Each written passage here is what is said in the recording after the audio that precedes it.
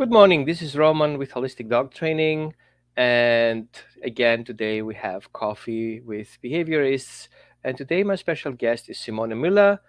Yeah, I said it very German, right? I know. And Simone is an outdoor dog trainer and behaviorist. And she wrote this awesome book, Rocket Recall. And also, she wrote a book about how hunting together is possible. And today, let's welcome Simone. Here we go. Here she is. Hi there, Servus. Hi, Servus, Roman. Okay, that's the end of my German already. I mean, Okay. the last time I spoke German, literally with people, was 1992 officially, and then it's Okay. just text messages.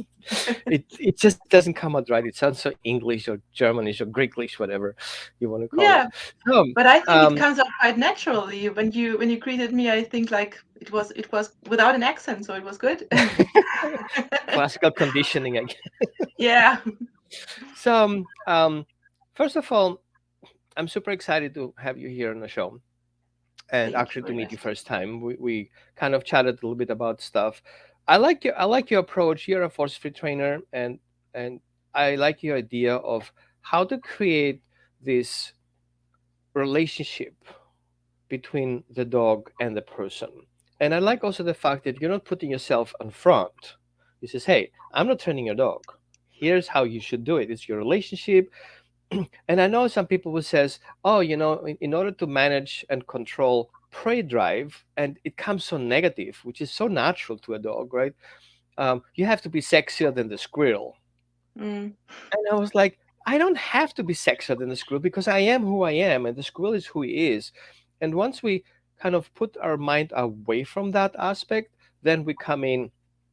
Maybe the person who the dog is with is basically a solution to what he struggles.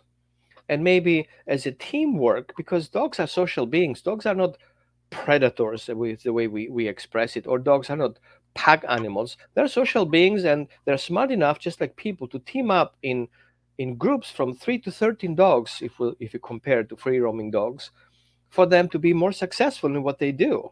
So theoretically, and you prove me wrong, I guess, is when a person and a dog go into this synergistic relationship of, hey, you and me can do better, you and me can make things happen.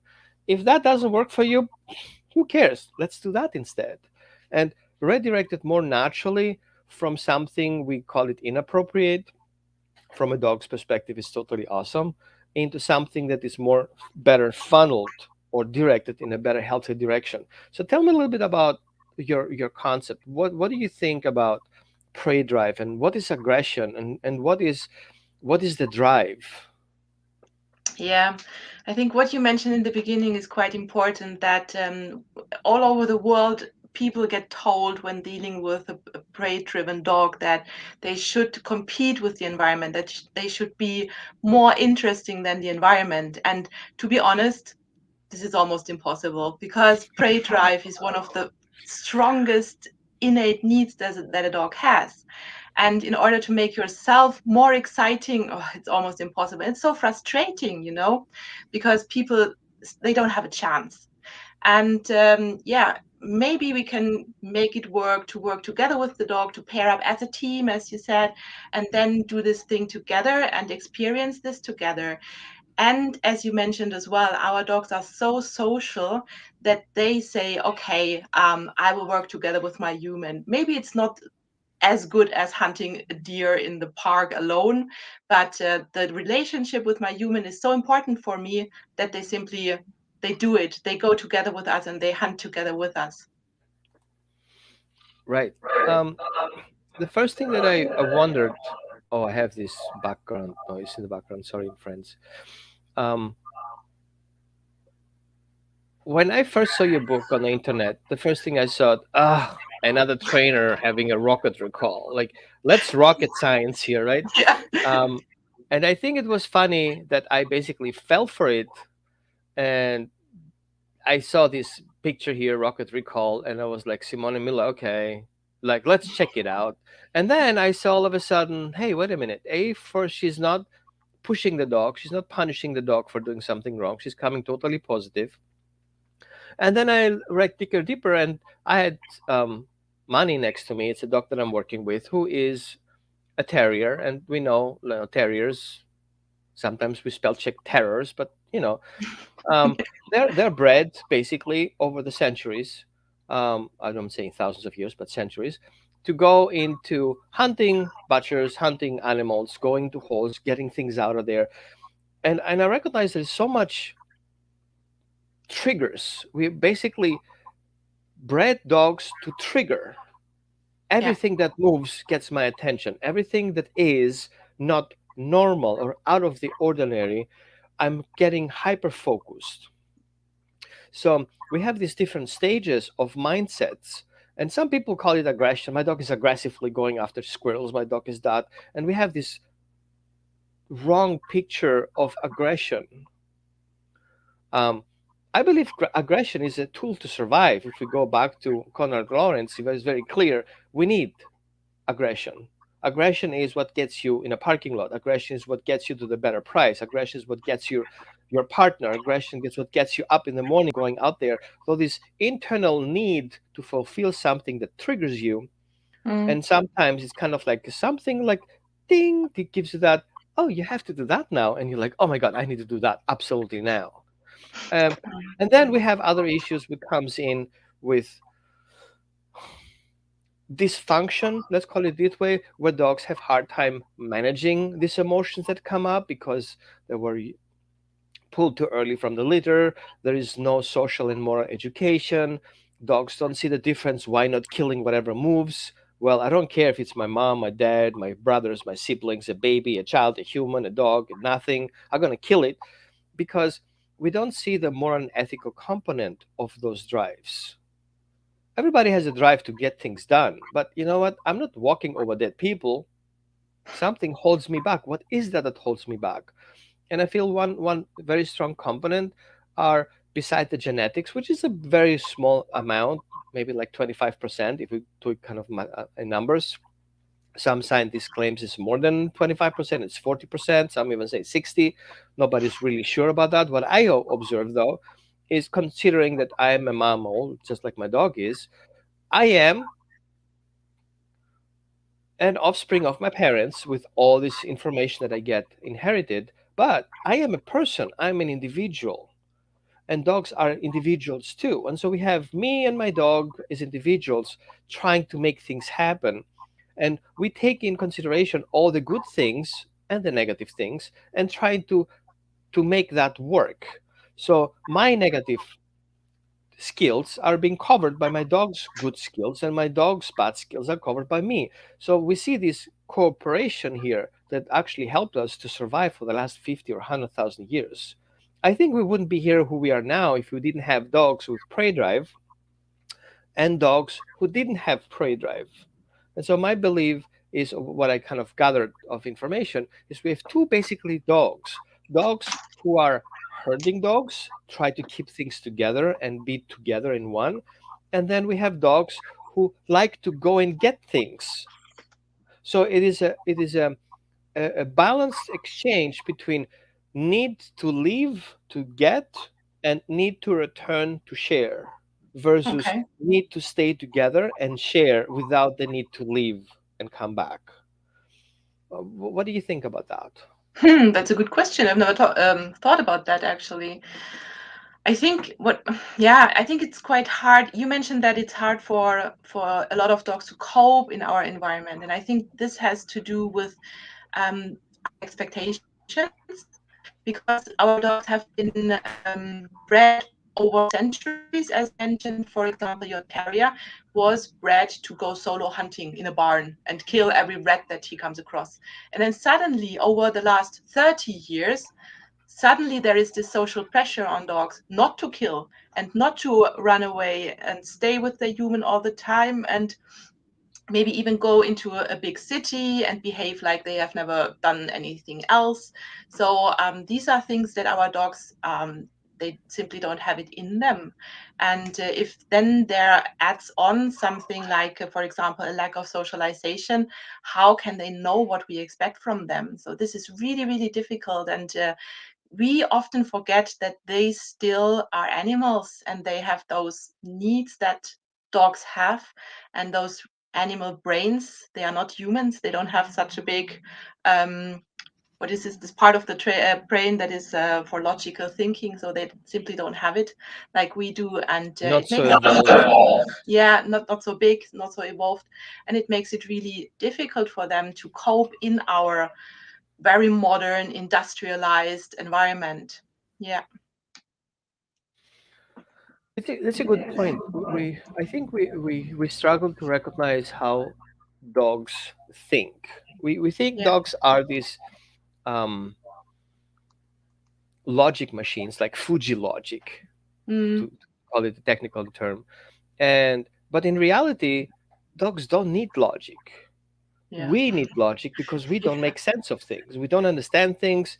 We need to kind of think around things. We have this intellectual thinking, like who am I in relationship to God, who really nobody have seen yet, obviously, right? Yeah. But the dogs are very concrete in thinking. And I have a classical example. I need to grab my phone here. And I say to people, you want to see the difference between logical thinking and concrete thinking? If I tell you in my back pocket, I have my phone and my wallet, what do you think is my back pocket right now? And people will say, your wallet, Mm, because your phone is in your hand. And I was like, mm. hmm, interesting, because I'm wearing my PJs. I don't even have a wallet with me. Okay. What? So dogs, basically, if they don't see things, they don't care. It doesn't exist until it is. Yeah. Yeah, to some But extent. Yeah. they, I can, we can see that if certain things happen concretely, continuously, several times in a row, then it becomes basically a rule. And then once it becomes a rule, it becomes a law. Mm, So if I always put my hands in my pocket, if I show up to my dog and give him something, it becomes a routine and then it becomes a rule. And then my dog expects that to happen. yeah. And then if I don't comply to that, then I am the problem. So Mm, we see also yeah. when we interact with dogs, we're not just blindly go outside and the dog is exposed to his nature and has no control of it. He's very aware of their rules and their rituals in place because as social beings they are, they have to have social regulations. What do I Yeah. do? What he does? How does he feel me doing things? So we have an emotional connection. And Exactly. I Yeah. feel this concrete thinking is necessary because how do you feel right now is how I have to add to comply and to complement to the situations. Because right now, thinking in the background of how would God help us out of that situation and hoping that I would do something would fail and we're going to die.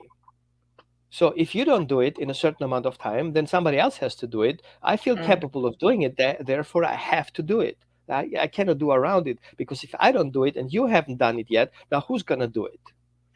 That's true. Yeah. Make sense? And so I feel this is one of those concepts that you very nicely package in the idea. So tell me a little bit more about, because I just took over the conversation here. I hate this. Tell me a little bit about the philosophy behind what you're doing.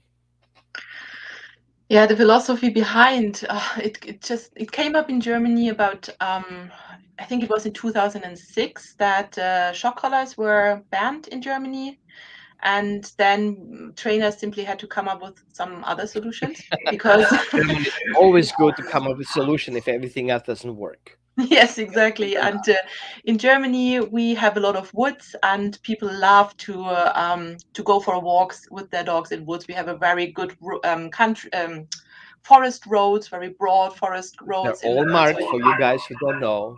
Yeah, so you can you can hike and walk for ages, and people love to do that with their dogs. And we have a very high wildlife density, so you come across deer or boar all the time, but not all the Mhm. time, but every other day. Yeah, and this was when the idea of the force-free predation protocols, anti-predation protocols were developed, and they have been developed over the last almost 20 years now. So when I had my first dog, it was in 2002. There was already the first book out on anti-predation training, and it was mind-blowing for me at that time. I have never seen something like this before. I only had the solution of putting a leash on your dog, either that or interrupt the behavior, the hunting behavior, by shouting a recall, and that's it. So there were basically two solutions to that, and that was it. And then there was this whole world of what you can do in order to prevent hunting behavior in the first place. It's much more than just put a leash on your dog and that's it. There are so many things that you can do in terms of management, and then there are so many things that you can do in terms of training when you are in the situation. And there is so much to do to prevent or to give an outlet of preying behavior by playing games with your dog, so that the dog doesn't need to fulfill this urge that strong. So he doesn't feel that anymore. That's in such an intense way that he goes hunting just to find something to hunt. Yeah, there is so much you can do.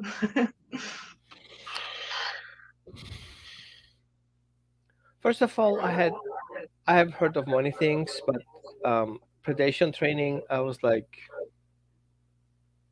what is that? What's the word? Where it's Yeah. coming from? Kind of like I'm in that my Greek comes in. I need to understand the word and its Hmm. meaning of it and how it's being interpreted and how it's being applied. And then I have to look at how is it applied other than the dogs? Is it something that somebody came up and pulled it into, or is it something that's basically has a concrete foundation? Um, so how was your response when you saw that? I mean, me personally, 10 years in the back, I use shock collars Mm. because I was trained that that's the way to go. And if you Yeah. don't use one, then you're not a trainer. And if you have aggressive dogs and you don't use one, you're stupid because that's what you're supposed to do.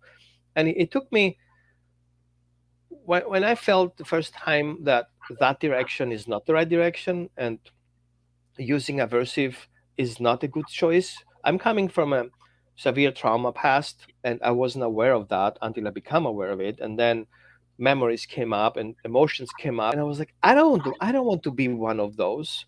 I don't want to Hmm. be the person the dog thinks of like my life was just miserable. I was just trying to be nice, you know. Um, and then I had to wrap my mind around that. How can I make it different? How can I be the one that I would like my other people to make me feel about stuff?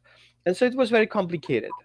Um, oh, see, yeah, I recommend your book. So I'm sorry, Roya was the first one who kind of like, oh, I'm buying it. She's in Swiss and she has two dogs. One is from, sorry, Roya, I've just had to share it because you're awesome. One dog is imported from a foreign country, no details needed, and the other dog is local, and she lives in Central European country. And so she struggled with her dogs. Mm. She has a hunting dog and a guardian breed at the same time in the same house, which is a lot to deal with.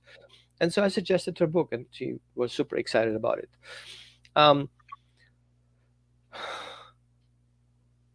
we want to identify how can we put this in practice. And so my goal was I need to find an alternative solution to correct and punish my dog for something comes in natural. There's nothing wrong with how the dog Yes, feels. And exactly. suppressing that, energetically speaking, will only cause suppression. And suppression goes stagnancy energetically, stagnancy. And stagnancy will call illness. So if I have a bottle and I create a pressure, it's my water Yeah. bottle, okay? And I create a pressure by an event and I shake it and I get this pressure coming up, and somewhere it has to go. And Yeah. if it does, then the whole thing is under pressure, and dogs under pressure get sick. Exactly. Yeah. They need calmness, and then there's this energetic balance to calm down. Yeah. And you cannot force it. You cannot force the dog into submission to calm him down if internally he's basically burning out. Yeah. Exactly. And So this is the, what makes me actually look for another options, and that's how I found you. So sorry, yeah. I had to intervene here. I think the tragic thing about it is that you can suppress prey drive, by intimidation, by pain. Yeah, sure. But people don't realize sometimes that the pressure is released in a very other field. So maybe your dog develops problems of skin problems. They lick their paws constantly, or they cannot be left alone because when they are alone, they rip apart the couch, or they chew on the carpet. And to make this connection that this behavior in the house can be related to suppressing strong hunting drive outside. A lot of people don't know that, and they think, okay, yeah, I successfully kept my dog from hunting, and now all the problem is solved. Okay, he cannot be left alone, but this has nothing to do with the hunting issue, you know. And yeah, this is a little bit of tragic, I think. I'm also a Reiki Master teacher, and the first thing that I do when I'm working with dogs, I just feel the energy that comes from them. Yeah, And I see very often there is so much frustration in that. And we have to see frustration, it's the anger of unfulfilled needs and the the situation of making things impossible for the dog to make it happen. yeah, And it comes out in various versions. A can be redirected. That frustration of not being able to fulfill it touches the emotions of fear of death, mm, because in bred we have, you have to do this or you're gonna die. mm, And it comes fear of death. It's a constantly struggle with a dog for him not to do things, not to do things, and then why am I here then?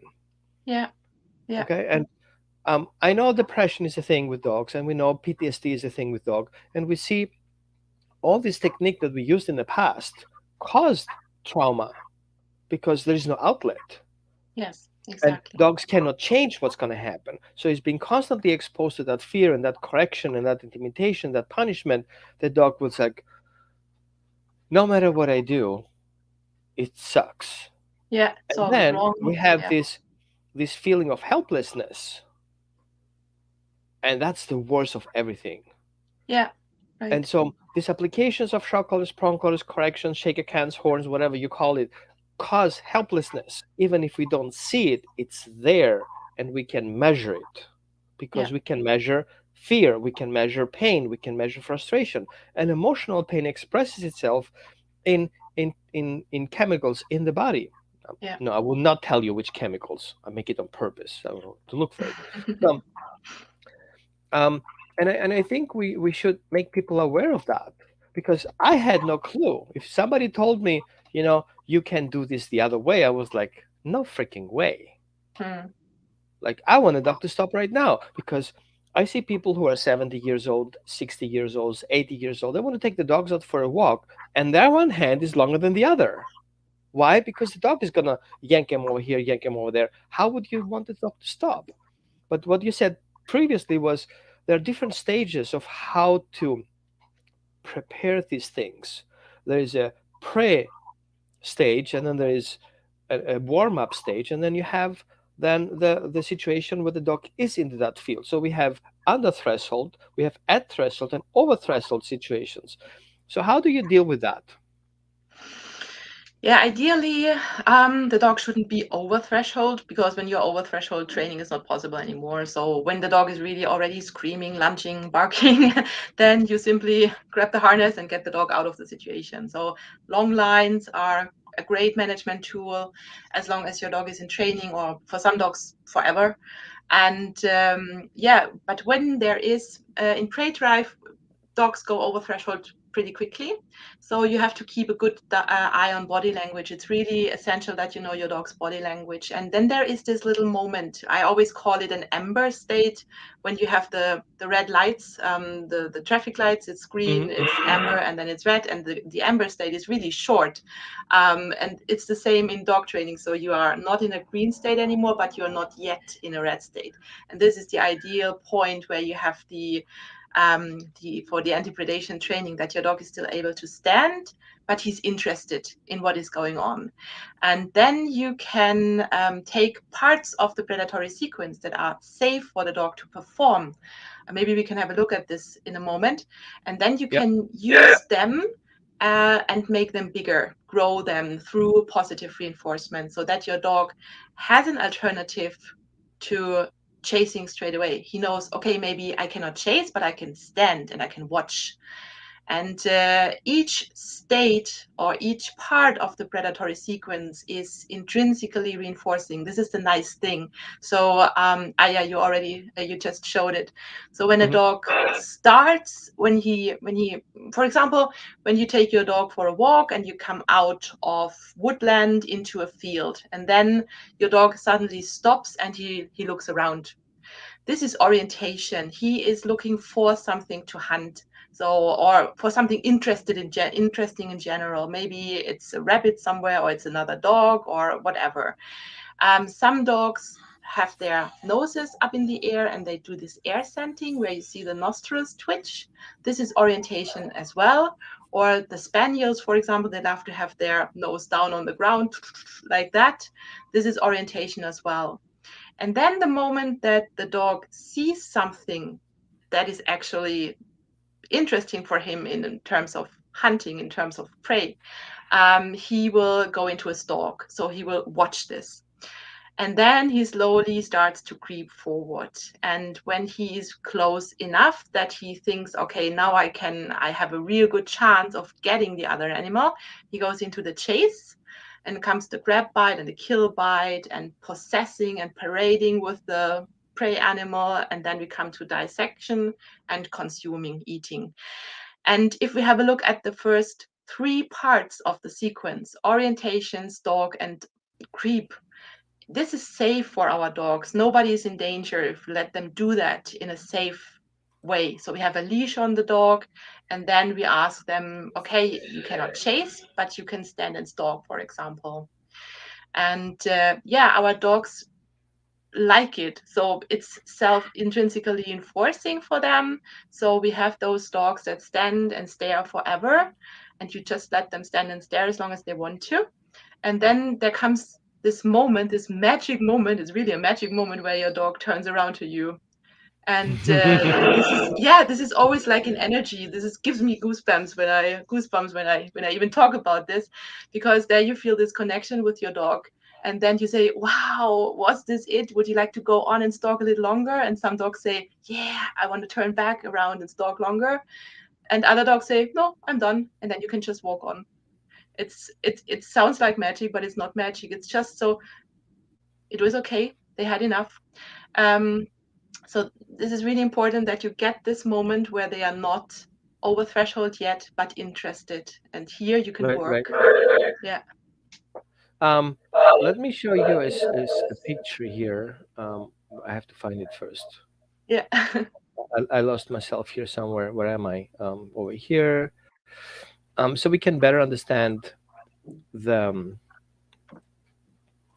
what you were talking about. So under threshold and under threshold, at threshold, and over threshold. Yeah. Um, I like the part where you said it's kind of like in between zone. So that Mhm. number one is also what I'm looking for from my emotional perspective, emotional threshold. And I feel dogs can be taught to check in with you the moment they feel that need to stay focused. Sometimes that focus doesn't come naturally, it comes in based on trauma. And the dog is forced to look at it because he's afraid of the results of what's going to happen. And sometimes it got natural. So either way, the dog can stay on that portion if it's natural to him, and if the dog it's not natural to him, so he's afraid of dealing with it, then we can teach the dog to kind of check in back with you, telling you, hey, I'm going to lose my poop right now because that Mm, situation, I don't know how it's going to end. Or he's very confident how the situation is end, and you let him observe it. mm, Like, let's look at that a little bit. But we also see very often where people says, well, you know what, nothing works because I gave treats, the dog didn't like the treats. And it's very natural for the dog not to like the treats and not paying attention to you and not taking affection and not even taking corrections, because there are so many things that's happening internally in the body where the body starts disconnecting from these emotions, and then he will not have the flavor that he wanted to, and he will not have the hearing that he wants to, and he eventually doesn't have this the sight that he has because he's so stressed. Yeah. Some dogs just walking out the house in a tunnel because at threshold is once they leave the house. Yeah. Yeah. um, you shared with me a couple of videos. um, Let me know when you want me to show them. Oh, I just can you get the picture that you showed Hold on a just a second. second ago? Yeah. Because I think it's quite nice there. The It differs a little bit from what I explained, but I wanted Hmm. to just to make clear where I think that the ideal moment in the presence of actual wildlife is that you can work on, and this would be by the transition between the green and the yellow part. So in your definition, at threshold is already too much for me. Hmm. I would say where we have this. Transition between green and yellow. This is the ideal point to work Yeah, um, with predation. Yeah, I agree. I stay always underneath. Yellow is where the yeah, dog already has a problem and I have to get him back to safety. So exactly. Yeah, my perspective is, and I know some people have a weird understanding about, you know, how positive is positive. hmm, If a dog is at threshold, he needs to get out. I'm not yeah, forcing him out beyond the idea of luring him, getting him out, convincing him to get outside. I will not drag him out of there. The point is yeah, not. If I have to do that, then I'm failing the dog because the situation was overwhelming. I missed a lot of yeah. information. And we have to see dog training and behavior modification as a healing process, not as a Mm, punishing procedure, yeah. right? It's a bit of a difference if you work with a fear-related issue. And the Right? fear-related issue should always, always, always be under threshold in a green state. Hmm. In predation, there are different emotions, different hormones. It's not about fear, it's about the opposite of fear. You want to get closer to the thing. You don't want them to go away like in aggression or in fear. You want to get closer to the stuff. So it's not that severe if your dog goes over threshold. There will be no long-term damage. However, it's not good for your dog as well because he will rehearse behavior that we don't want to see. And it's always good to be in a green zone, of course, but it's not that life threatening to the dog if he goes over threshold. And to be honest, in predation, there are so many things that you cannot control in the environment. A squirrel coming up and or running across the street. So what can you do about this? And then your dog, push, is already over threshold. Yeah. Well, we have people here who are not as young as we are. We look young, right? But we're not. Um, that speaks to me as a 71-year-old man with two mixed breed dogs with all kinds of hunting DNA. Yeah. So, can you give us a couple of example, like I'm not telling you to do a training session here. I wish you could, but it's not as easy Yeah. as it sounds like. How do you build up the the the segments or the training blocks? Yeah. Well, just to mention this 31-year-old, this is not a problem at all. To deal with predation, you don't have to run cross country or something like this. The other day I had a woman in a wheelchair approaching me and asked me, "Can I do this training as well?" And I said, "Yeah, of course you can. Maybe you will have to modificate a little bit, but to your needs and to what you can achieve or what you can do physically." But basically it's not rocket science. So um, what I do with people who come to me for anti-predation training is you always work in four different fields. The first field is prevention. So you have a look at how people structure their walks. Are the walks calm, or is it, as you said before, the dog goes out of the front door and is already out of their mind, over threshold? So then you look at how often do you take your dog for a walk? How fast do you do that? Do you run a lot with your dog? So you want to achieve calmness when you are out and about. And then the second part is what can you do when you actually come across wildlife? So what are the tools here? What I just mentioned, the standing and staring instead of chasing, basically, or taking your time to sit down with your dog and just watch the environment. And the third component is games. And here you can have a look at your individual dog. Let's say you have a guarding dog that loves to watch, or if you have a herding dog that loves to round up sheep or something like this, and or a retriever who loves to retrieve things and carry things in their mouth, or a little spaniel who loves to sniff the ground. And then you put out some games that might contribute to what your dog loves, what he is bred for, or what are his individual needs if you have a mixed breed. And the fourth component is always that you have something in place to interrupt chasing when it happens. So if your dog goes into a chase and everything else fails, you need to recall your dog, and then a super proof recall is something that you always should have in place. Yeah, maybe we can have a look at the video where my dog Isla is watching a bike. Okay. It's easier said than done. Let me figure that out. Yeah, Here we go. The YouTube video, right? it is on YouTube, and you should Okay, I see think I the got it. two Double dogs. recall. No, um, Uh-oh. um, Isla watching bike, I think, or stalking bike. Oh boy. Oh bother. I screwed up.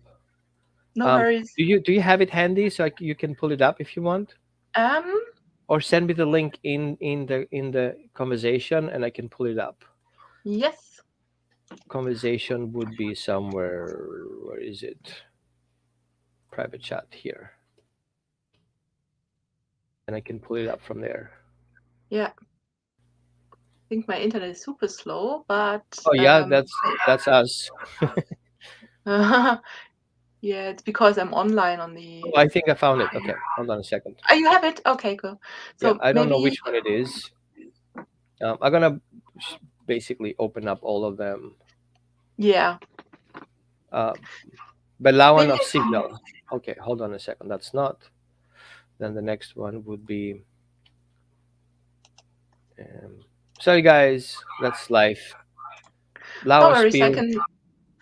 Maybe I can tell a little bit about the video while you look Yeah, for it. perfect. I think Ayla was 6 months in this video, and she was excited about a bike on the horizon, basically. And Hmm. we did a little bit of foundation training before, so I had her on a long line, and I asked her, do you want to stalk the bike? And what you will see in the video is that I always have the long line or the leash slack. This is really important because you want this to work when they're off leash as well. And when you're holding tight to the leash, then this will never work when they're off leash because they always feel the pressure. And what I find really interesting in this video is I have my 11-year-old, yeah, that's the one. I have my dog Nanook there too. Nanook is the brown dog, the brown shepherd. And he is very experienced. He knows what a bike is. So he knows, he sees in Isla's reaction that there is something to hunt, but he doesn't get what. Because he says, okay, there's a bike, but shouldn't there be something to hunt? And you can see it's a nice example of body language. In Isla's posture, now you can see her standing there. She's very tense. Everything is everything is forward, working forward. And then It Nanook feels so is like, good there. Like yes, it just. exactly. Yeah. And I ask her to stalk. Oh, this is the one with the music underneath. I have one without the music. It's better. That's fine. Yeah. Ja, fein. Bleib stehen und lauern. Sehr Then gut. I repeat the cue, basically lauern. I say lauern, which means stalk, stalk. And then she disengages, and I give her a treat, and I ask her, would you like to return? And she's like, no, no, I'm done here. I had Good. enough stalking. Yeah. One thing that I like is you have this. Hold on a second. Oh, this is the next one that started. Hold on a second. No worries. Huh. Videos just keep doing stuff on its own. Mm-hmm. Um, Need to find your original video. Okay, that's not the one I want. Here we go. Good. I like your voice in the background. It's not agitating. It's kind of like, hey, I think what we're doing is awesome and cool, and it's great what you're doing. You basically encourage them. You're not adding stress or anxiety into Oh, the equation, no. and you're not taking anything away from it. Just let the dog enjoy what he does right now. It's Yeah. nothing to be scared about. Exactly. And I'm asked often, why do you talk with your dog during this dog? Can you not just stand and let them watch without talking? Yeah, okay, I could, but I want to be with them. I want to be in their brain somewhere, because what often happens is that the brain switches off and the dog is gone. Yeah, we So need to I keep want that to be. connection established. Exactly. I want to be present with what they do. This is why I constantly calmly praise the dog and I repeat the cue, um, which is a stalk, so that I capture this behavior. So in other situations, I can tell her, now stand and stalk, and when she hears that cue, she will perform it. She will have 4 feet on the ground, not running off, but standing and watching. Awesome. Um, I'm gonna show you something that it happened to me a couple of days ago. Hold on a second. And I was able to capture it. Hmm. And I'm gonna show you. I uploaded it on TikTok because I'm just a guy who does that. Okay. um,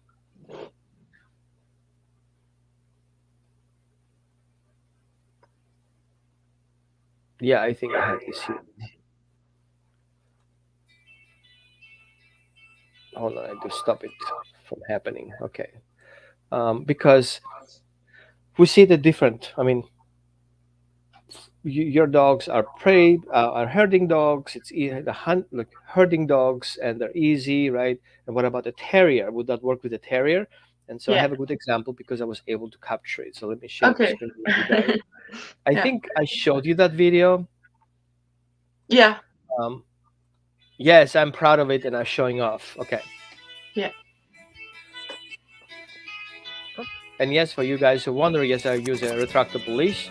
One thing that we saw here basically is this guy would basically attack everything that moves. So in that depth in there is there are turkeys, and he's a hunting dog, not hunting dog. He's a prey-driven dog. Mm. And yes, I have him on a retractable leash. I want him to give that freedom of choice. I don't want him to be under pressure in any way. Yeah. And he moves on. But the classic example here is that he shakes it off. It Hmm. was stressful to him to try to manage that without me adding anything to it. He was just worried about the situation. Now he found the solution. He was able to shake it off because he was fear based, that response. So he continues talking it as he walks. Or do you want to say what you see here? Good. Simone, you want to interpret Yeah. what you're Uh, seeing? Yeah. So he's clearly interested because he has all his weight on his front paws, Mm-hmm. and the ears are going forward. His tail is up. I think this is natural pose that when he's Mm-hmm. excited, his tail goes up, and then. Come. Oh yeah, you have a slack leash. That's nice. And he decides to sniff. Yeah. So lowering the head is always a good sign. You can also promote it by dropping a treat that your dog Mm-hmm. lowers his head, because this releases a lot of or takes away excitement. Thank you. Oh, that's nice. Yeah, that was the Yeah, punishment at the end. it was a big punishment. Yeah, And so I but want this also looks to show awesome. I want also to show how we get to those things. So Hmm. in order to manage the emotions, we have to help the dog Good. associate his behavior with emotions so he Okay. can be able to recall the emotions when the Wait. situations happen. So if That's I tell him to Good. wait, it's not because I want him to get punished. I want him to understand that waiting means, hey, wait for a later solution. How about you pause your emotions a little bit? You don't have to stock it, you don't have to push it. Just hold on a second. Let me pick it up for you. Okay, now we can continue. very And good. so Yeah. when we do the intervention, if the dog breaks or falls apart in the situation, especially if we're coming from a behavior trauma perspective, Mm-hmm. we want to help the dog that his body will remember the emotion that are associated with our cues. So if I Yeah. say come, the dog basically has a little bit of separation anxiety. He wants to come back to me. If Mm-hmm. I say go get it, I let him free to go to into his prey drive. If I say wait, there's something coming either or. Mm-hmm. So we have to pair those emotions. We cannot just take the dog and then put him outside. Him has to figure it out, those things he cannot manage himself. And then we have no other solution than to punish it because the dog will break and harm himself. So if Yeah. I where we're coming back in the past was we only saw the mistake. We couldn't see how to prevent the mistake from happening and offer alternative thoughts because we have to see it as a triangle. We have the thoughts that are associated to emotions and emotion associated with behavior. So if I Yeah. want to change emotion, I cannot directly do that. I have to go either to the behavior or I can go through the thoughts. So if I Mm-hmm. change the dog thoughts, what is likely to happen if he see that, he will change his emotions about that and the behavior will outcome differently. And if I Yeah. associate the behavior that what you do is a good thing, you can feel good about it, you can feel proud about it, then the dog will more likely do that because he has positive thoughts associated with the behavior he's offering. He just feels good and then he wants to think more and more good. Yes, exactly. Yeah, that's right. Okay. And sometimes you don't have to tackle emotion any. You don't have to tackle behavior anymore that you don't want to see because you change the emotion and the behavior doesn't show anymore suddenly because Mhm. there is another emotion and then the dog behaves differently and you don't have this unwanted behavior anymore. Yeah. Mm. Now we have already a couple of questions coming in, which is this is a Yeah. great example. So if a dog is barking, lunging at cars, bikes, etc., how do you determine if it's positive, in example, fun versus worry, negative stressor? This is the old question of reactivity. Is it fear-based or frustration-based? And basically, yeah, you can see it in your dog's body language. Does he want to get closer or does he want to get away from it? But still, dogs who are fearful sometimes want to get closer because they have learned go, go, go, go, go, and then the other one goes away. So in fact, it doesn't matter that much because when you train or when you tackle or when, yeah, with the right proper training, the emotion changes and then the behavior won't show anymore. So there is not so much such a big difference in tackling or in training fear and frustration based behavior. But I wouldn't call this classical predation. It's more like reactivity when it's about cars and bikes. Yeah. What I see basically, we can see what the dog is feeling in his tail. So the tail would show Yeah. you a lot what is the emotion level, like what is the intensity of the emotion, how intense is that emotion, and then with the tail level higher and lower is what kind of emotion are we having, excitement or do we have anxiety, do we have confidence or we have non-confidence. And then the way the tail is wagging, the range of the wagging, shorter on one side or Mm. full range, is how the dog can predict the situation as the outcome. I'm confident that I can handle it, but I'm not really sure how the outcome will be, or I'm super excited what's going to happen because I know how it will end. So this information is very important for you to establish whether or not is it a fearful situation or it is a fearful situation. And then we have to deal with breed traits. So we know a guardian breed will more likely see an rich quickly upcoming car that has sounds and noises that are very agitating. It could be an ear infection, it could be you know um, a fear response because the dog doesn't feel healthy, so the health related emotion that comes up, and the dog wants that to go away, so he will you know stuck his head down. He's kind of like try to stay under the radar until he's in a proper distance to attack, because he will see that predatory behavior, this upcoming thing that comes in so fast, as a stressor. So we see a car, a dog eventually see a predator, and coming in as a retired industrial engineer, sometimes we design things to represent certain things, and we know from the car industry, certain cars represent certain features that trigger our emotions. A sport car will look like more a predator than a family car that looks like an owl, without saying any brand names, right? Yeah, that's right. Um, Yeah. and so a dog will see a predator with legs very low. The headlights will look like eyes. The grill, like the air cooler grill, looks like a mouth. And we see a predator attacking us. In the stress situation, the dog will not make the difference what it is exactly. He sees a predator, he's gonna behave like it has to deal with a predator. And Mm. I've seen that in my career very often, where dogs suddenly stop and stare at a car, and I was thinking maybe there's a cat underneath, but basically they were staring at the features of the car, the light, the headlights or the stoplights, the license plate or the grill and the tires, and it looked like a car. And All I right. was Okay. really able to see that if I would squeeze my eyes and make it blurry, because I know when dogs get very stressed, their visual processing abilities lower down a little bit, because the processor don't have so much capacity in fight and flight state. He just needs to run away, and so he doesn't have the capacity to see the details of the situation, so he just needs to run. um, Okay. Yeah. and that was very helpful for me to understand what dogs really struggling with when they have these problems with cars. Yeah. I think I have a video of that particular situation, while you explain to me Yeah. your version.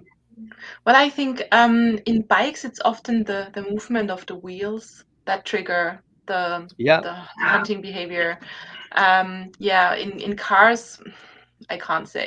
Maybe it's Mhm. also the I noticed with movement. bicycles is the confusion that the brain sees for people legs not moving in relationship to the floor. Yeah, that can be So, true. it's kind of like seeing Michael Jackson moving backwards, Yeah, and you're that's like true. Yeah. confused about that.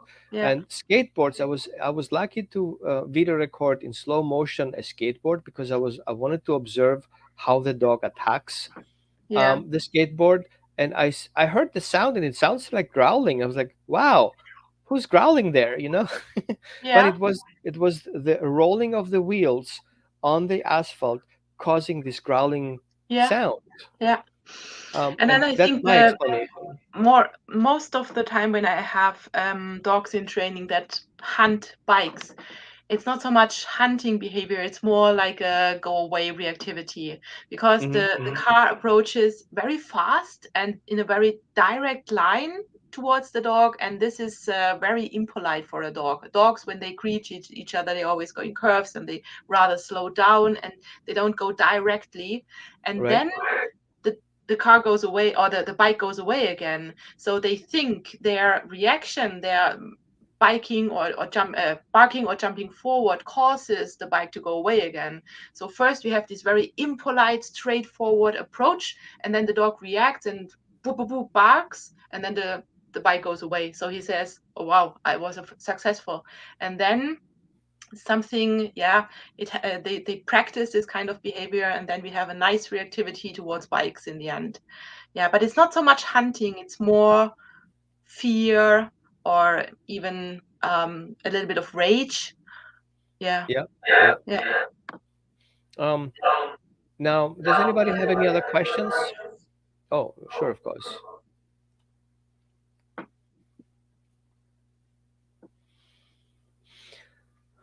Yeah, both dogs are afraid. Yeah, makes sense. Yeah.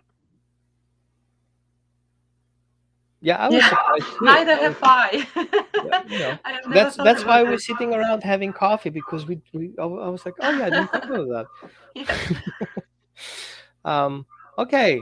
And do you want me to show you the other video? I think you have Yes, sure. one more video while I'm One more looking video. for, what is it? Tom Cup sausage tree scavenging. So sausage tree. Okay, good. Würstelbaum. The Würstchenbaum. Okay, let's watch that. And you can talk about that, right? Yeah, okay, so here we have the sausage tree. And the sausage tree is what we call the Swiss Army knife of predation games because you use it for so many things. You can use it as a warm up, you can use it as a cool down, you can use it as if you just want to give your dog something to do, scavenging. Scavenging cannot be under or overestimated or overrated in dog training because our dogs, if they live without humans or feral dogs, they basically structure their day through scavenging. They sleep, they mate, they scavenge. Basically, this is what they do all day. And we can use this as well to structure the day for our dogs, to give them a purpose. And the Würstchenbaum, this sausage tree, is basically you take some sausage cheese or whatever and you squeeze Hmm. it into the bark of trees, or you can use a handful of kibble and toss it into grass. And your dog basically has to put their heads down and forage. Hmm. Yeah. I want to point something out that you kind of like didn't say about, but I saw it happening. When you put the sausage in the tree, obviously you have to have a proper tree and proper sausage that sticks to it, right? Yeah. You can also use regular soft treats that can stick to that. Yeah. Um, I see your dog is like observing the nature, but I would like to point out that, and I would like you to tell me about a little bit that you Oh, you don't mean? let the dog search directly to the tree. You have the dog like that was sneaky. Tell me about that a little bit. Yeah, you realize that. I don't recommend this anymore for beginners. I asked my dog for a hand touch and then I sent him to the tree. So I had So this. you become the source of the release. Yes, yeah, So it's you want more the dog to recall come to training you here. before. Okay. Yeah, it's a recall training here. So I recall the dog and then I give him access to something in the environment. It's much more exciting for my dog than just giving him a treat into his mouth and then we're done after a recall. So Hmm. I basically ask for a recall first. But I rather tend to do it these days as a game in itself. So my dog doesn't have to do anything. I just give them access to the tree and they scavenge and then we're all happy and we go home. So sometimes I do it as a kind of recall training and Hmm. but other times I just do it like that so they don't have to wait. Here my dog had to wait and you could see that he was stressed, you could see he was panting a little bit, he Hmm. Hmm. didn't feel so comfortable waiting. Yeah, so if your dog is not comfortable or you have to tell him all the time wait wait wait, then it's better to put his leash around the tree and do it like that so that you don't have this impulse control before he's allowed to do something nice. So yeah. Um, I have an example of a situation, and I would like you to kind of talk about that a little bit. Let me Uh-huh. see if I can pull it up. That was a case that I worked in the past with a dog who would chase horses. Oh, okay. Um, and so the problem was that um, I don't know if you see that here. Hold on, I screwed up here somewhere. Um, let me pull it up.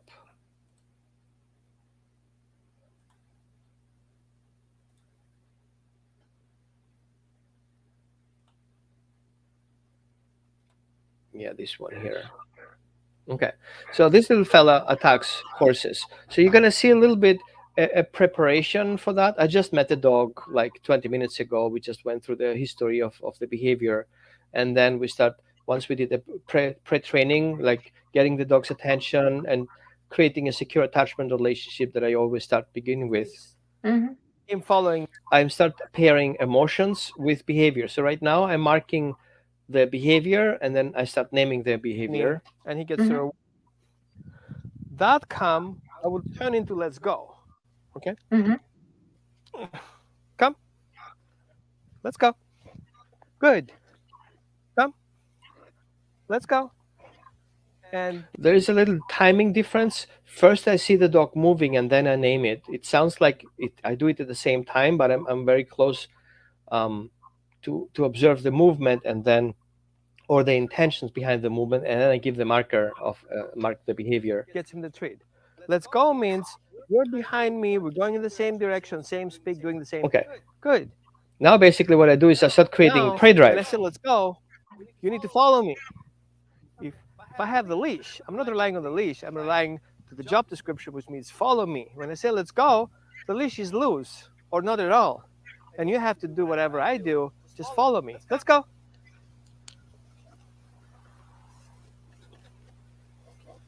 So it's different than you do, or is it similar that you do when you kind of get this?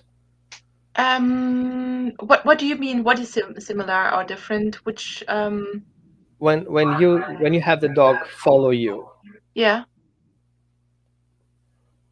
is it something you do too? No, I haven't done this before, but it looks Okay. nice. Yeah, right. Yeah. I'm not showing off. I want to show you something that happens after that.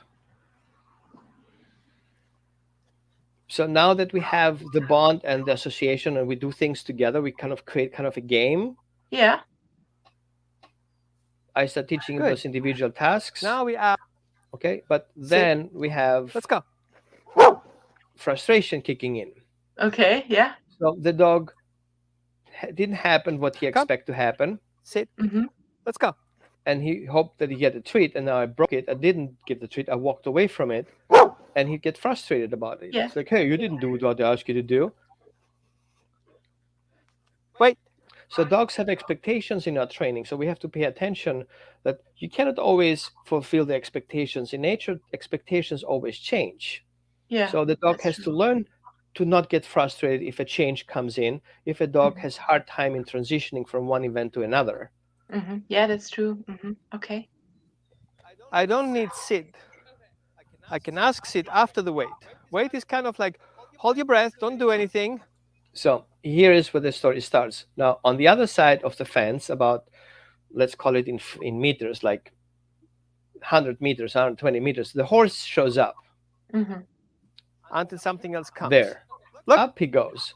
And before I did the look exercise, which teaches the dog to pay attention, look equals reward, look equals pay attention, something is coming that leads you to the reward. Come. And I was able to turn him back. Do you see what I did? Okay. And that would be usually where they goes to the fence and screams and yells. Oh, wow. Okay. Yeah. Now, is it impressive? Okay. I was impressed too because it worked. But Yeah. how do you do it on your side? Like what would be your approach? Here I would if the yeah, you can always use a positive interrupter, for example, a recall or a U-turn or something like this. I think what you conditioned here through classical conditioning is a kind of U-turn. And when you do classical conditioning, you always work with emotions as well. You have this conditioned emotional response. So what we're looking for is a whiplash reaction when we train a recall or a U-turn, so that the dog does not think about it. The dog just reacts. Because when you work about that the dog thinks about the situation first, then you have no chance. The dog is gone and will chase the horse or whatever. So a U-turn has to be built with a whiplash reaction. This is why the disengagement from the environment. Without the whiplash. Yeah, without the actual the disengagement is the key here in the recall. This is what I train or I focus on the most, is the disengagement from the environment, and then the coming back part is quite easy. And we have to note that there are breeds who are bred not to disengage. Yeah. A pointer. Yeah, he can He's learned to kind of get stuck there. Or a dog who's flashing animals, he needs to stay focused on that. Yes. A guardian breed, he needs to stay focused on what he believes is a threat. So sometimes it will be hard to get that switching point, but my approach is more creating a discrete trial training, teaching the dog with simple steps. Step number 1 leads to step number 2, step number 1 and 2 leads to step number 3, and start building it up. If the dog doesn't have the idea in his mind that that will be an option, he will never be able to think into that direction. So what we create those little thoughts that trigger other thoughts, that trigger other Yeah. thoughts to have the dog do something that he believes it was his idea. Yeah, cool. And so the That's learning nice. process comes in from inside. It's not because I told you, it's because you figure out that pushing that button turns the light on. Nice, nice, very good. Yeah. And Okay. so I feel I really not good in recall training. Okay. No, no, right? I'm focusing on trauma. I want the dog Mm. to stop thinking negatively. I want him to Yeah. change his thought into changing positive thoughts. So if I say, for the example, shark, and people think like, oh my God, shark teeth, blood swimming out of the water. And then we have the shark vacuum cleaner. In US, we have the shark vacuum cleaner. And everybody's like laughing about it. It's because I was able to use shark and cleaner to make you a different thought process. Yeah, And then that's if I nice. would ask you again about the shark, Mm-hmm. then your brain wants to go into the easy, well feeling solution rather than into the shark. And so your thought will be 10 shark cleaner, do you mean? Mm-hmm. Before he goes into a fear mode. And Mm-hmm. so in dog training, especially around fear, we want the dog to learn an alternative thought form. That versus this, that feels bad, that feels good. I rather think that than this. Mm-hmm. So, do you think that if we have a dog who has positive thoughts going after a hunt or going with you for a hunt, how would you change that positive thought into another better positive thought than the one he already has? Like, why would the dog listening to you if what's happening there, like the deer jumping on the bunny, Mm-hmm. like Yeah. a greyhound and the bunny? I want to see you there. Yeah, exactly. Like, give me This is give me the an point. example. How would you Mm. deal with that? Yeah, well, here comes the cooperation in play. So that you are the one to give access to good things in the environment. You are the one to enable hunting. Yeah. You are the trigger. Yes, exactly. Okay, it's like, hey, you can kill him, but let's do it together. Exactly. And instead of killing and ripping apart the bunny, we don't want to do that. So, but our dog doesn't know that it's not appropriate in our world.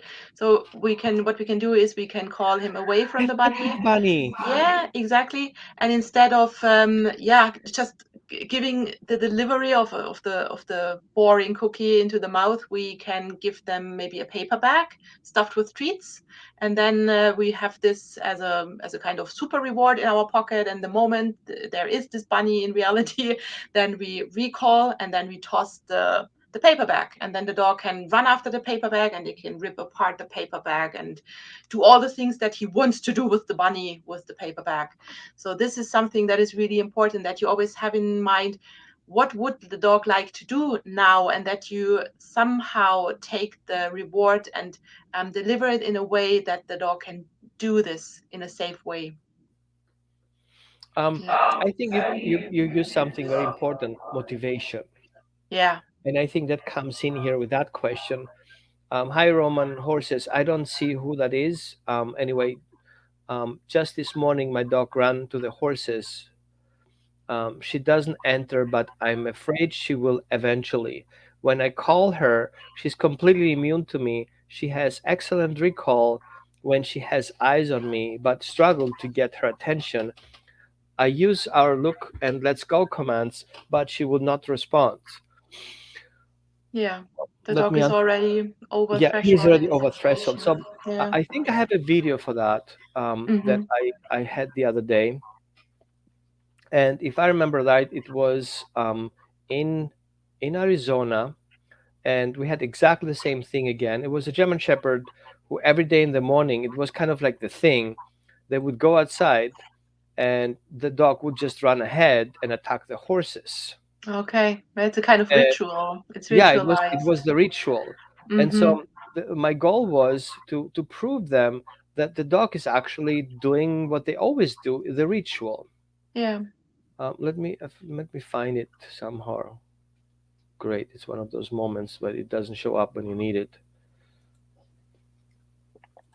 um, There is a common mistake with recall training when people they train it in a non-distractive environment, maybe in their living yeah, room or in a and then quiet spot. they threw him in the rain. Yes, exactly. And there Okay, is this gap. So they have to bridge the gap. They have to close the gap between reality and training. right, right. I totally agree with you. So here is the video. I think I found it. Um, yep, here it is. So here's a German Shepherd, beautiful dog. Here in the background, Sandy. We dealt with him attacking dogs, so that was kind of in the same session. So this is the son of the family. He walks down, and there the dog already starts the ritual, Mm-hmm. Mm-hmm. Yeah. and he checks in with the owner and says, "Hey, how did I do?" And the Yeah, owner just keeps walking, exactly. right? We always do it like this, don't we? Okay, and we see the body posture like German Shepherd is without having severe back issues. Did you see Hmm. how it checks in on you? Okay, and then Okay. So what was your response? I don't know. I just looked at it and I forgot what to do at the end. happens sometimes. We forget to do what to do, and the dog expects us to do certain Okay. things. What you did is you continue walking, meaning like that's good. We're good. Keep doing that because you. So we're gonna do that a End bit of the job is right, faster, but and there. So when we say your dog goes over threshold, that that zone here, you see that part, the gray, when he goes out in the sun, he Hmm. has his physical boundary line. So beyond that line, he's already where he goes. And then once he passes the owner, he gets his green light theoretically. Yes, roll. exactly. Good. Nice job. That was it. There was no punishment. It was just, hey, I don't like what you're doing. How about you do something else? Cool. Yeah. And the Hmm. dog did not go there to self reward himself because there was kind of food there and water. So he would go to the horses, then would go to the water, but now we interrupted it.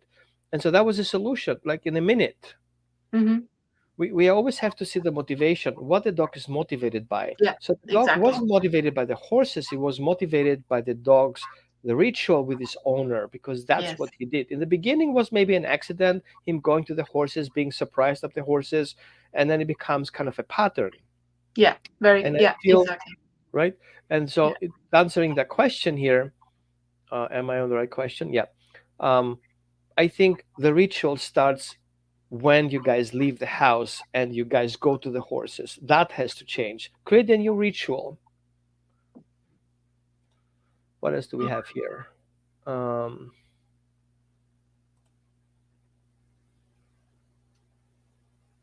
yeah, and some dogs are, all dogs are food motivated, but in stressor, food is not a motivation, but affection can be a motivation. Actually, doing the job is another motivation that most people forget. Like having a guardian breed who does the guarding job is the motivation in itself. So what I like also with Simone, that she actually uses games a lot. She says, "Hey, let's play a game." It's Yeah. about the game, and the game becomes the ritual. The game becomes the motivation power, and then your relationship is part of the game. And so we have a game going on, and Yeah. you don't want to screw up that game because you don't want to lose the game. Losing the game means we're failing, means we will not have food coming back home. Mm. So we have to see as the prey drive to be a complete circle of something. It's not just prey drive, it's a complete system, and we just focus on the prey drive. We don't see how prey drive becomes part of that circle, and then we Yeah. have to fulfill all these individual circles. Yeah. Right. um, if I pull up your chart here, that is a complete sequence. Yeah. This is the So predatory orientation sequence. is when you start putting the leash on, where the dog starts staring at you, and then you guys go outside and he's already looking for the issues to find, and then he finally find these things, and then he wants to complete that system, and he wants to kill it and possess it and dissect it and then consume it. The consumption is the motivation of that thing. So you can take a walk and make it a complete circle and start fulfilling your dog's needs from the very beginning, to make the walk as a complete part of that orientation with resulting in consuming, right? Yeah, you can definitely. Yes. Yeah. What else can we do You mean in what? What can you do in when? in connection to helping the dog feeling fulfilled? If he cannot get the squirrel, if he cannot do this, Yeah, you take substitutes for this. Well, I mentioned, for example, the paper bag, which is nice because um, it's always nice when you create, as you said, a full circle, so that this when when the dog wants to go into a chase, there is a lot of dopamine in the body, and dopamine is like a drug. It's very energizing, and you want more of it. And same happens when people take their dog into the park and they throw balls, balls, balls. There's dopamine, dopamine, dopamine, dopamine release until the body is Yeah, pumped full with dopamine. And then the people go home and they say, okay, now relax. And I go to work and the dog is like, I can't relax because there it's is so addictive. much dopamine in my body. Yeah. So Yeah, what you want to do is you try to mimic the predatory sequence, because what happens is after the chase and after the grab bite, the body calms down. There is a release of endorphins that makes the like when you're in a gym and you do this workout, and then you in the end you don't just go home, you do a calm down. And we need to calm our dogs down after a lot of endorphins have been released in the body. And you can do that by giving them something to rip, something to lick, something to chew, something to forage. This is all the calm down of the mhm. workout basically. And yeah, so keep that in mind. Think snuffle mats, think licky mats, think sausage trees, paper bags, and this makes the dog calm down eventually. Cute And then toys, yeah, right? exactly. And One then you thing, can leave the house, and then you can expect them to sleep, because otherwise they are just pumped full of energy. and we have also to consider, some dogs don't have the proper body functions to calm themselves down. Yes. Sometimes we Yeah. need to reach out to supplements. To help. Yeah. Sometimes supplements are not good enough. We need to send up to medication. So if you Mm-hmm. have extreme cases of behaviors, sometimes you have to reach out to supplements and medication. And sometimes you have to actually show your dog how to get there. So Yeah. you can, sorry, you can That's you. imitate your dog. What do you want him to do by showing him how it looks like? Hmm. Dogs like to imitate. Sometimes you laying down on the floor and kind of read a book, Yeah. help the dog pair and match that. Yeah. But if you yell at your dog, calm down, go to your bed, it's It not doesn't really work. helping the dog because No, your no. energy is up there and the dog is kind of like, oh well, let's stick there then. Yeah. And I like what you mentioned here, that you can model for your dog how it should Right. be. Think about this when you take your dog on a walk. So is your aim, okay, now I have 1 hour, let's make 7 kilometers? Then what you're modeling is, okay, we go, we go hunting together, and now endorphins come out. Emotional So cardio. I like that. exactly. So rather think, okay, now we have 1 hour, let's see how far we get. And maybe we only come for 400 meters because the dog wants to sniff and do some calm activities. That's fine too. Yeah, or sometimes it just helps when there is a nice park bench and you sit down and you do nothing and you look around. And then a lot of dogs in the beginning, they can't cope, they try to bark, they're frustrated. Oh, come on, we have to move on. And then you say, no, we're just sitting here breathing and enjoying the environment. And then eventually the dogs will learn, okay, this is something that we can do, we can be calm outside. It's not only about running around like a maniac and searching for things. So the dog will learn to sit down as well, relax, just watch the environment, watch the world go by, and then we go home again.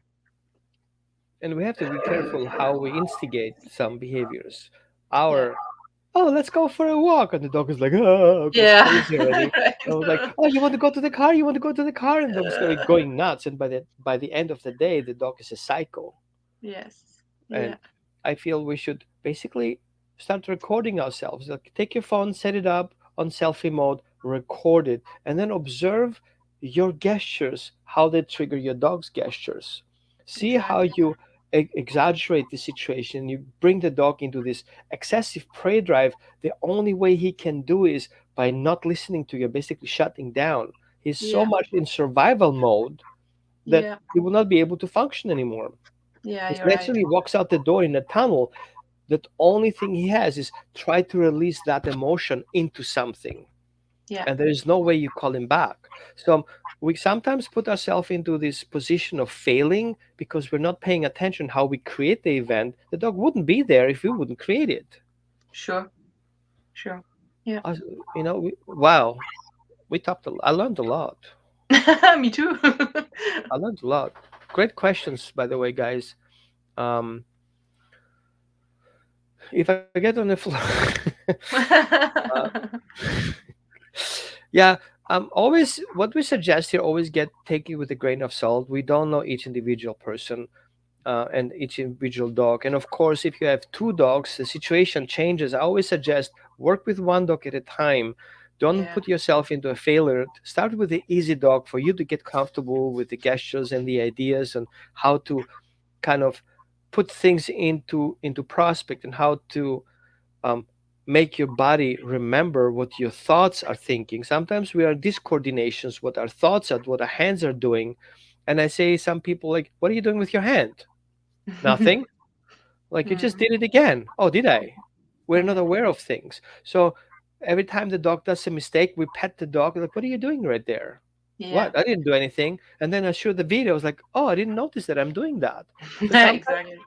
Yeah. video record myself and video record yourself Yeah, I will think show what things. was really nice in this question or in this comment that we just had that I think it was a lady when she sits down on the floor, dogs are all over her and they roughhouse with each other.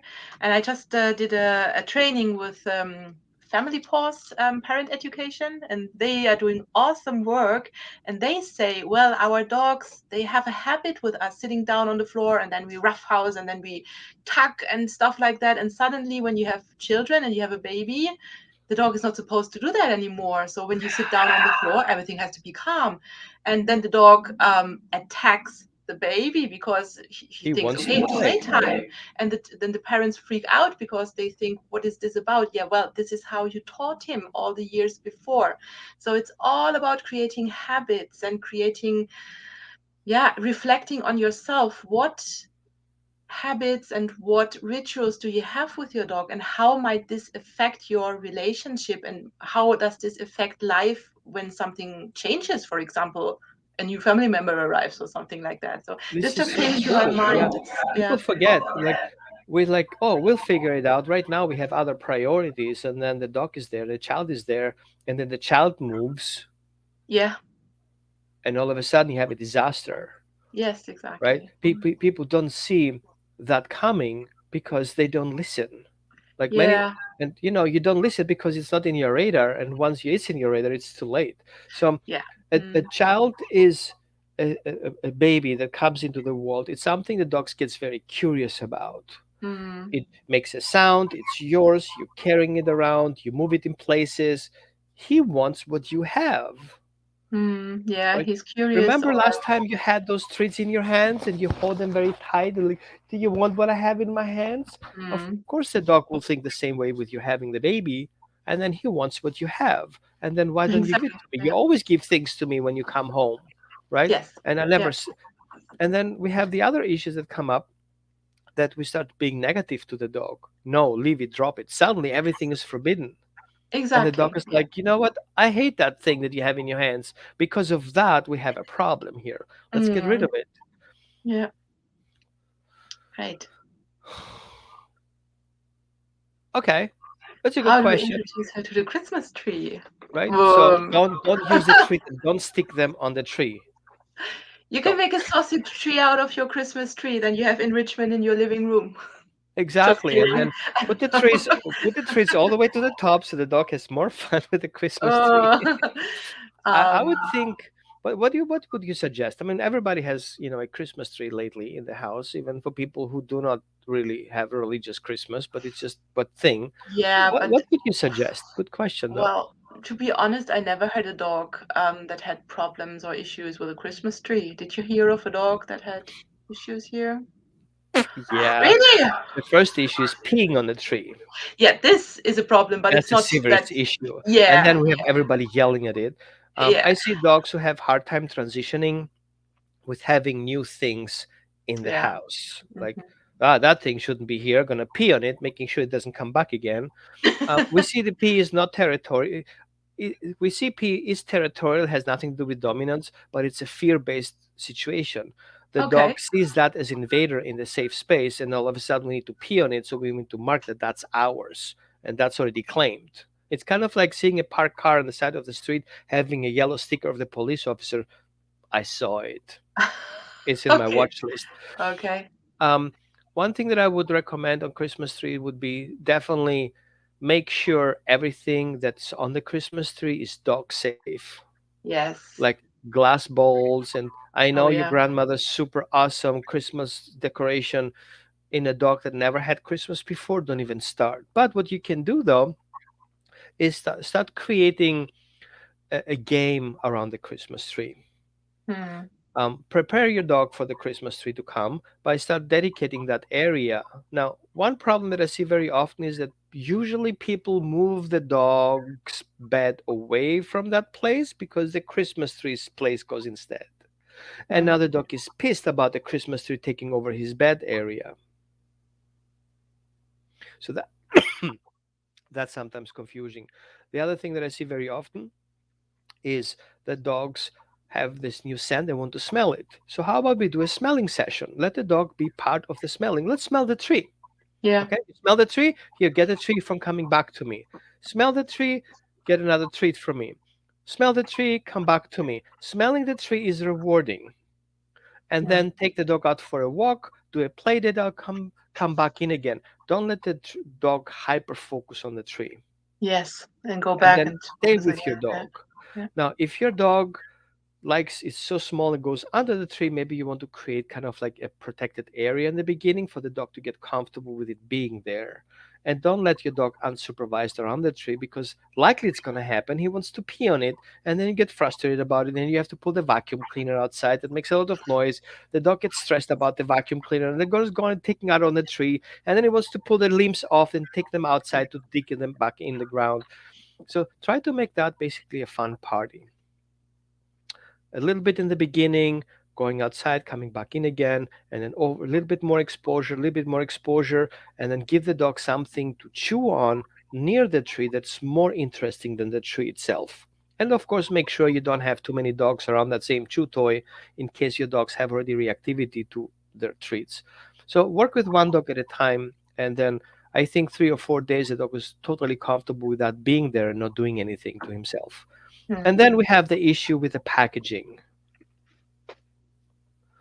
Some people say, let's put things here.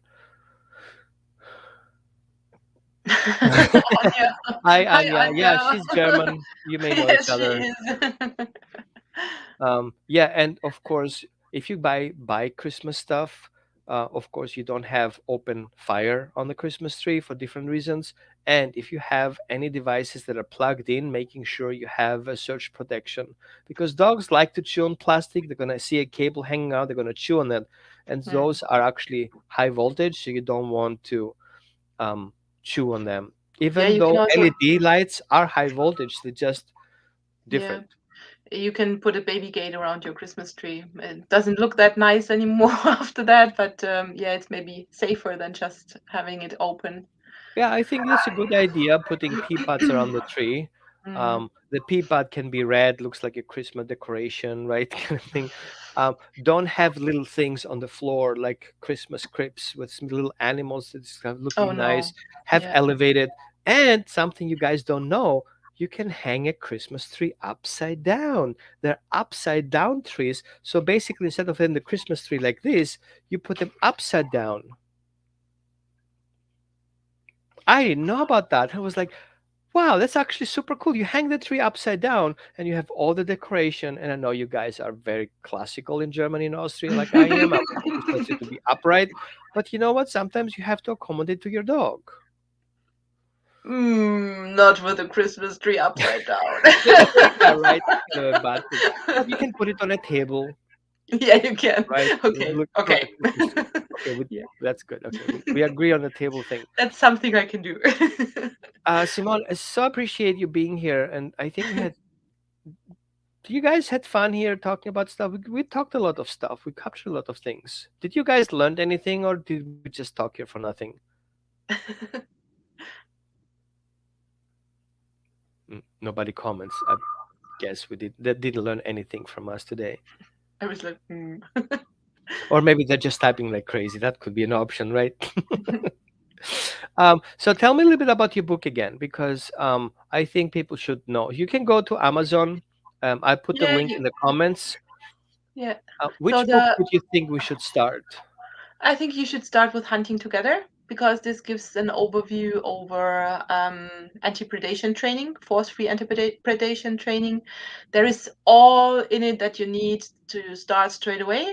And then if you think, well, recall is an issue because you always need to have a good recall in place in case your dog goes into hunting mode, then you can add on with rocket recall. And yeah, if your dog does not hunt at all, but you still want to train a super bomb proof recall, then you can just read rocket recall without predation going on. So it's quite it belongs together, but they can be read separately individually. And of course, you can use it on your Kindle. And this is my Yeah. favorite thing because I just pull it out. And so if I think when you do your training, sit down and make a plan. I'm not Yeah. really a good planner, but sometimes you have to sit down and says, okay, what do I want to do on Monday? What do I do on Tuesday? And create an Excel sheet. Put Hmm. down together. And I think you have very good, interesting features there in that book, with structure and lists. You can create your own list. Yeah. Get with the list so you can start comparing information and data. See your progress. You have to reward yourself as well as a trainer, as a parent of your progress. Like, Hmm. I asked them, how many seconds were you able to look at it and not killing each other? Perfect. That's a second Yeah. more than before, and you have to appreciate those little seconds. Second makes Exactly. 2 seconds, 3 seconds, a quarter minute, a full minute, and all of a sudden, it becomes a breakthrough, and then you have to maintain it. Don't throw the towel right away because you failed the first time and say, that's crap, doesn't work. I'm gonna use the shock collar anyway. Yeah. If you have that mindset, you should not. Yeah. You should Exactly. And reach out for help to get guidance, and you're very reachable. People can actually reach to you. What's the best way to reach out to you?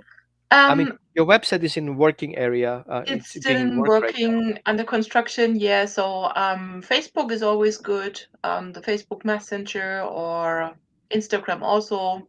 I'm now on Instagram. I don't like it very much. It's so confusing for me, but Yeah. still I do it. Yeah. So Facebook or Instagram is the best way to reach out. And I love to see people's videos and photos. So I have this hashtag Predation Substitute Training, and when you use this hashtag, it will eventually show, not straight away normally, but I can see it, and then sometimes I put it on my page or I give feedback if you want that. So yeah, I Good, love good. to see people's videos. Awesome. I'm super excited about it. So here is the hashtag. Yeah, Of course, Predation Substitute let me Training. fix that a little bit here. Yeah. Okay. And wow, that was cool. Today we did a lot. I'm super. Actually, I'm super proud of that show today because if we never met before, we just kind of hit it right there, talking about so many things and really helpful for people. It was helpful for me. Um, Yeah, awesome. thank you. Yeah, thank you very much for the invitation. Yeah, I right. really enjoyed it. And if you guys have any questions, I will tag Simone on that video here. So if you guys have any questions, you want to tag her or put the hashtag Yeah, there on the bottom so she get alert from that. And if I see a question that I cannot answer, definitely I will tag Simone and she can pull in. yeah, So, thank you so much, Simon. I wish you a great rest of your evening in Germany. Germany, yeah. It's which part of already the Germany are evening. you again? In the south near Heidelberg, Oh, Heidelberg. Stuttgart, Heidelberg, somewhere between. Yeah. You have my hats in Heidelberg, fellow. Oh, yeah, You're right. not. Heidelberg is also the printing industry number one. I used to have in my Oh, yeah. industry time. I used to Heidelberger have a Druck. client there. Mhm, He was mhm. great into the printing industry. Yeah, that's true. Good. Super awesome, guys. See you next weekend. Tomorrow, in case you're interested, Simon, very interesting case. Tomorrow evening, 5 o'clock Pacific time, we're Mhm. gonna talk about rabies and how Oh, rabies affect behaviors and how rabies miasm is something you can actually work with and help the dog recover from it. And we see how many dogs struggling with it. Nobody talks about that, and I like to poke things that nobody talks about. Oh, wow. We had already the first video in the past. I'm going to share you the link so you can watch it. But tomorrow we're going to basically see how homeopathy can help treat it Mhm. successfully. And then the third part would be, how do we deal with the behaviors associated with rabies miasma? How we do identify behaviors? How do we see a dog who is a jerk, being mean and does all these bad things? He cannot do better than that because he's being affected by it. And how do we identify those triggers and pinpoint in that direction? Hey, wait a minute, that and that and that and this and this and this plus the date. Ooh, that is likely that's gonna happen. And so we can work on that before we actually go and work with the dog excessively, especially dog who have high prey drive, or dogs who escape artists a lot and try to get away with things. And we think it's a predator, a prey issue, and the dog goes prey hunting. It's actually nothing else, that the dog is being has a medical trauma and he's forced to do all these things without him being in control. And sometimes us trying to control that is unsuccessful because his body doesn't respond to it. So they're all the thing very interesting. So I hope you guys watch it tomorrow, 5 o'clock Pacific time. It's 10 o'clock, 10:30 Pacific time here now, just in case you're not sure what time zone it is.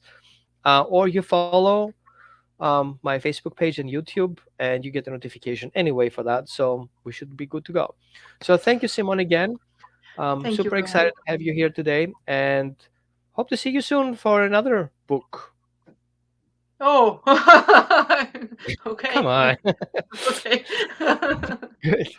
So Yeah, see you I'll do guys my soon. best. Bye bye. Thank you, Roman. Bye bye.